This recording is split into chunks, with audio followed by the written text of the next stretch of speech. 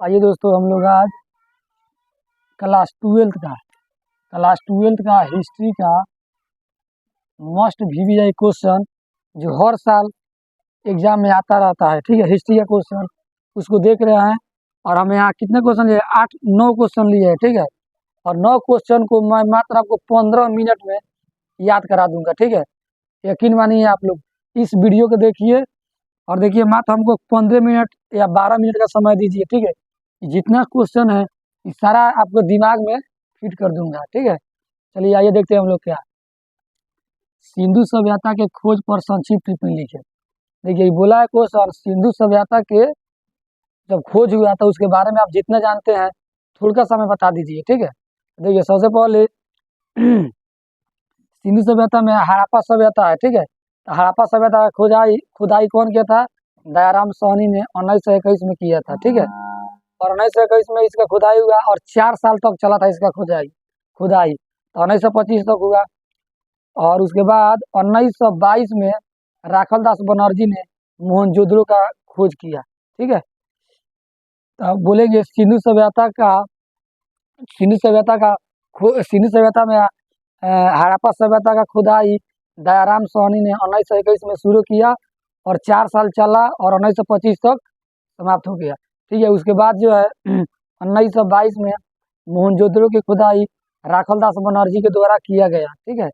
और इसके बाद कई लोग आए इसका खुदाई करते रहे, जैसे हो जाएगा अर्नेस्ट मैक, मार्टिन व्हीलर, ये सब लोग जो थे इसका खुदाई किए थे, ठीक है। अगला क्वेश्चन देखिए, कार्बन 14 विधि क्या है? देखिए कार्बन 14 विधि ऐसा विधि है जिसके द्वारा मरे हुए जीव के अवशेष से उसके आयु के बारे में पता लगाया जाता है, ठीक है। मान लीजिए कोई जीव मर गया है, ठीक है, और जीव मर गया उसके बारे में पता लगाना है कि कितने साल पहले था या कितने साल पहले ही मरा है, उसी के बारे में पता लगाने के लिए कार्बन 14 विधि का प्रयोग किया जाता है। बताइए कार्बन 14 विधि क्या है? कार्बन 14 विधि ऐसा विधि है जिसके द्वारा मरे हुए जीव के आयु के बारे में पता लगाया जाता है, ठीक है। मरे हुए जीव के आयु के बारे में पता लगाया जाता है। इसका खोज 1946 में अमेरिका के रसायन शास्त्री FB लाम्बी के द्वारा किया गया था। किसके द्वारा किया गया? BF लम्बी के द्वारा। कौन था? BF लम्बी। कब किया था? 1946 में, ठीक है। समझ में उम्मीद करता हूँ आपको समझ में आ गया होगा, दो क्वेश्चन समझ में आ गया। अब देखिए पुरातत्व क्या है। देखिए पृथ्वी के खुदाई के बाद जो पदार्थ उसमें से निकलता है ना, उसी पदार्थ को क्या कहते हैं? पुरातत्व कहते हैं। आ गया समझ में? देखिए पृथ्वी को जब खुदाई करते हैं और खुदाई करने के बाद उसके अंदर से जौन जौन चीज मिलता है, उस सारा चीज जो पदार्थ मिलता है उसे क्या कहते हैं? पुरातत्व कहते हैं, ठीक है। अब देखिए यहाँ बोल रहा है हड़प्पा सभ्यता के सड़क व्यवस्था पर प्रकाश डाले। देखिए हड़प्पा सभ्यता का जो सड़क व्यवस्था था बहुत ही अच्छा था।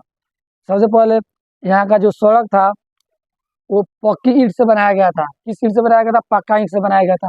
यहाँ का जो सड़क था क्या किया गया था? पक्के ईंट से बनाया गया था। दूसरा का बाद यह जो सड़क था एक दूसरे को समकोण पर काटता था, ठीक है। कितने पर काटता था? समकोण पर काटता था। अच्छा, तीसरा का पॉइंट, सड़क के दोनों साइड नालियाँ बनी हुई थी और नालियाँ जो है ढकी हुई थी, जिससे पानी क्या होता था? एक जगह से दूसरे जगह तक आसानी से चला जाता था, ठीक है। और चारों तक पानी से कचरा भी नहीं फैलता था और गंदगी भी नहीं होता था, ठीक है। चलिए एक बार देखिए हड़प्पा सभ्यता का सड़क व्यवस्था। तो हड़प्पा सभ्यता का सड़क व्यवस्था बहुत ही बढ़िया थी, बहुत ही उत्तम थी। यहाँ का जो सड़क था पक्की ईंट से बनाया गया था और यहाँ का जो सड़क था एक दूसरे को समकोण पर काटता था। सड़क किससे काटता था? एक दूसरे को समकोण पर काटता था। और सड़क के दोनों साइड नालियाँ बनाया गया था और वह नालियाँ जो था ढका हुआ था, ठीक है।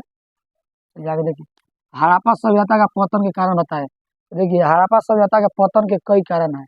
अलग अलग इतिहासकार जो है ना अलग अलग बात बताया है। देखिए कोई बोला है कि बाढ़ आया जिस कारण क्या हुआ, वह दह करके खत्म हो गया और वहाँ के लोग मर गए। कोई बोलता है भूकंप आया और भूकंप के द्वारा क्या हुआ, वहाँ का हड़प्पा सभ्यता का विनाश हो गया। कोई बोलता है बर्बर जाति के लोग आए और इन सब लोगों को मार दिया। कोई लोग बोलता है जब महामारी फैल गया जिस कारण वहाँ के लोग क्या हो गए, मर गए। तो देखिए अलग अलग जो इतिहासकार है अलग अलग बात बताता है। तो फिर से देख लीजिए हड़प्पा सभ्यता का पतन के कारण। हड़प्पा सभ्यता का पतन का कारण कोई बोलता है बाढ़, कोई बोलता है सुखाड़, कोई बोलता है बर्बर जाति का आक्रमण, कोई बोलता है कि भूकंप आ गया और यहाँ के लोग जो है मर गया। ठीक है, तो देखिए अलग अलग जो लोग है इतिहासकार है अलग अलग बात बोलता है। ठीक है, याद रखिए बोलेगा पतन बहुत पूछता है, कहिएगा भूकंप के कारण, बाढ़ के कारण और महामारी फैलने के कारण, बर्बर जाति के आक्रमण के कारण और सुखाड़ के कारण, इन सब कारणों के द्वारा क्या होता है, इसका पतन हो गया था। ठीक है, आगे देखिए हड़प्पा सभ्यता के सिंचाई व्यवस्था पर प्रकाश डाले। देखिए हड़प्पा सभ्यता जो था रावी नदी पर था। किस नदी पर था? रावी नदी पर। और रावी नदी रावी नदी से नहर के माध्यम से जल को खेत में लाया जाता था और खेत के सिंचाई किया जाता था और खेत में पानी को पटाया जाता था। देखिए बोलिएगा हड़प्पा सभ्यता रावी नदी के किनारे था और उस रावी नदी के द्वारा नहर बनाया गया था और उस नहर के द्वारा पानी को खेत में लिया जाता था और पटाया जाता था खेत में। ठीक है, और इसके अलावा वहाँ कुआं और तालाब से भी क्या होता था, हड़प्पा सभ्यता में पानी पटाया जाता था। तो बोलिएगा सिंचाई नहरों के द्वारा, रावी नदी से जल को नहरों के द्वारा लाया जाता था और खेतों में सिंचाई किया जाता था। उसके बाद बोलना है कुआं और तालाब के माध्यम से भी वहाँ सिंचाई होता था। ठीक है, हड़प्पा सभ्यता को मातृ प्रधान सभ्यता क्यों कहा जाता है? देखिए हड़प्पा सभ्यता को मातृ प्रधान सभ्यता इसलिए कहा जाता है क्योंकि देखिए इस अभी हम लोग के वर्तमान समय में घर का मुखिया कौन है? पिताजी हैं, पापा जी हैं। लेकिन उस समय जो था हड़प्पा सभ्यता के समय में घर का मुखिया पिताजी नहीं होते थे, माँ होती थी। ठीक है, घर का जितना भी बड़ा फैसला लेना होता था वो सब माँ लेती थी और और गो- और साथ ही हड़प्पा सभ्यता में जो खेत था खेती को माँ माना जाता था। क्या माना था? माँ माना जाता था। और पढ़ने का अधिकार केवल महिलाओं के पास था, पिता के पास नहीं था। ठीक है, या घर का कोई भी बड़ा काम करना होता था वो सारा काम माँ करती थी, इसलिए इसे मातृ प्रधान प्रधान भी कहा जाता है। फिर समझिए हड़प्पा सभ्यता को मातृ प्रधान क्यों कहा जाता है? देखिए हड़प्पा सभ्यता को मातृ प्रधान इसलिए कहा जाता है क्योंकि इस सभ्यता में घर का मुखिया जो थी माँ होती थी, पिताजी नहीं होते थे। घर का जितना भी बड़ा बड़ा कार्य होता था सारा कार्य जो था माँ के द्वारा किया जाता था। और घर में मातृ माँ होती थी। ठीक है, और आपका हो जाएगा घर में जितने भी बड़े बड़े काम था वो सब माँ के द्वारा किया जाता था। और पिताजी को पढ़ने का अधिकार नहीं था, केवल जो माँ लोग थी या जो जो स्त्रियाँ थी उन्हीं लोगों का क्या दिया गया था? पढ़ने का अधिकार दिया गया था। इसलिए हम इसको कह सकते हैं मातृ प्रधान। ठीक है, मातृ प्रधान सभ्यता। आगे देखिए हड़प्पा सभ्यता को लिपि पर प्रकाश डाले। तो देखिए हड़प्पा सभ्यता का लिपि जो था भाव चित्रात्मक था। हड़प्पा सभ्यता का लिपि कैसा था? भाव चित्रात्मक था। देखिए हड़प्पा सभ्यता में जो पहली लाइन लिखा जाता था, पहला जो लाइन लिखा जाता था वो लाइन दाएं से बाएं की ओर लिखा जाता था। ठीक है, दाएं से बाएं की ओर। तो हड़प्पा सभ्यता में पहली लाइन कैसे लिखा जाता था? दाएं से बाएं। बाकी दूसरा लाइन जो है और जितने लाइन लिखाता है वह बाएं से दाएं की ओर लिखा जाता था। यही इसका विशेषता थी। और इस सभ्यता इस लिपि को कोई भी नहीं पढ़ पाया है। हड़प्पा सभ्यता का जो लिपि है इसे अभी तक कोई पढ़ नहीं पाया है। तो देखिए फिर से समझिए हड़प्पा सभ्यता की लिपि पर प्रकाश डाले।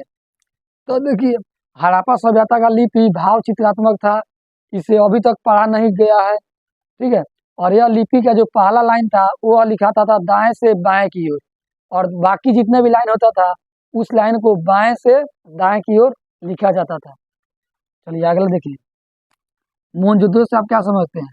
तो देखिए मोहनजोदड़ो का अर्थ होता है मृतकों का टीला। क्या बोला जाता है? मोहनजोदड़ो का अर्थ क्या होता है?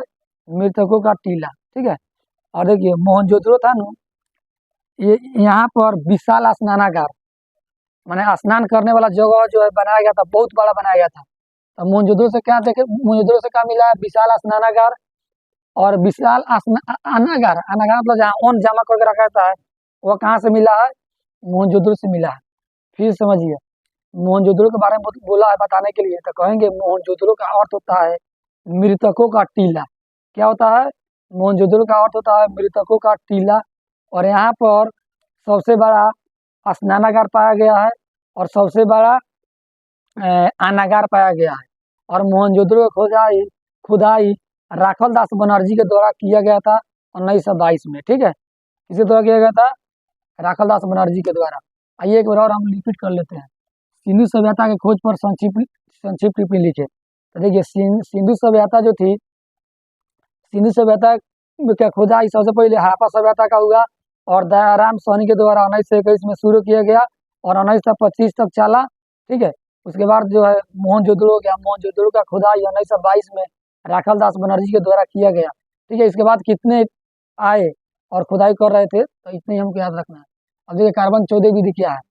देखिए कार्बन 14 विधि ऐसा विधि है जिसके द्वारा हम मरे हुए जीव के बारे में क्या करते हैं, आयु के बारे में पता लगाते हैं। इसका खोज 1946 में अमेरिका के रसायन शास्त्री BF लाम्बी के द्वारा किया गया था। ठीक है, आगे देखिए पुरातत्व क्या है।